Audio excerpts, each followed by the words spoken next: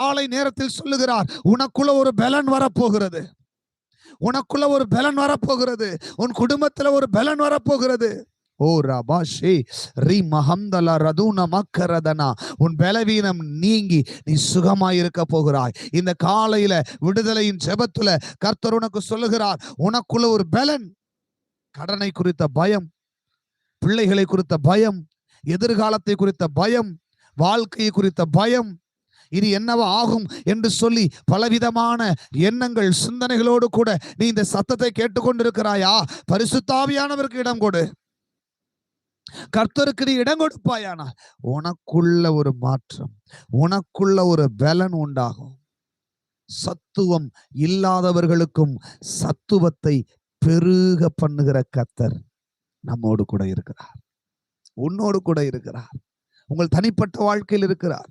சத்துவம் இல்ல, பலவீனமா இருக்கிற ஆண்டவர் சொல்றாரு, ஆண்டவருக்கு இடம் கொடுத்து பலவீனம் மாறுது. இன்னைக்கு